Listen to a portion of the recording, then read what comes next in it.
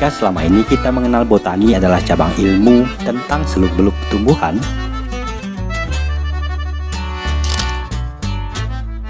botani yang satu ini berbeda.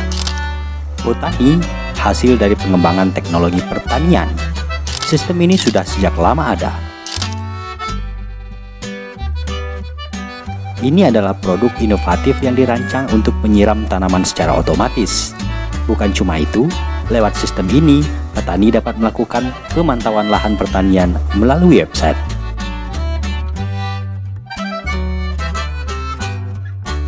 Produk ini merupakan gagasan kreatif dari 4 mahasiswa Universitas Teknologi Yogyakarta. Sistem kerja botani menggunakan teknologi fusi logik. Saat kelembapan tanah berada di bawah rata-rata atau kondisi tanah cenderung mengering pada suhu udara standar, alat ini akan sendirinya melakukan penyiraman. Jika kelembapan tanah sudah kembali normal, dengan otomatis penyiraman akan berhenti.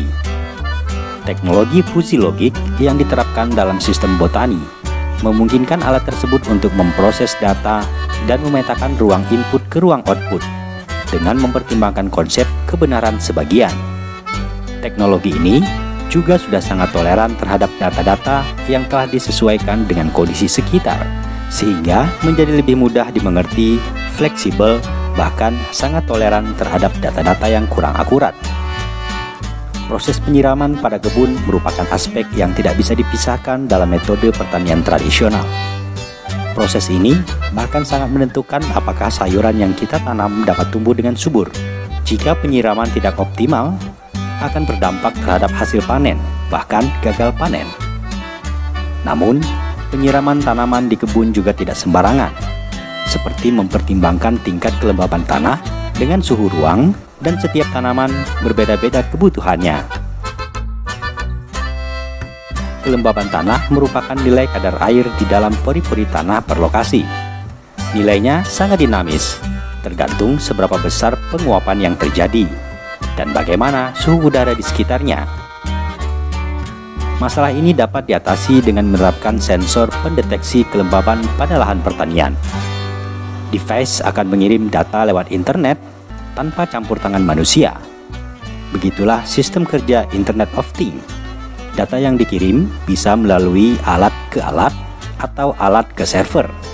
Kita bisa bayangkan betapa terbantunya para petani jika sistem botani diterapkan di kebun mereka. Selain mampu bekerja secara otomatis dalam menjaga kelembaban tanah, sistem botani dapat mendeteksi beberapa hal buruk terhadap kondisi tanaman.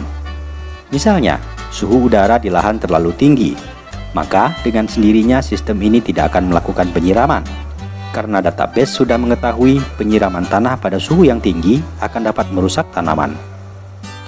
Fitur unggulan botani adalah kemampuannya untuk mengontrol secara real-time lewat website.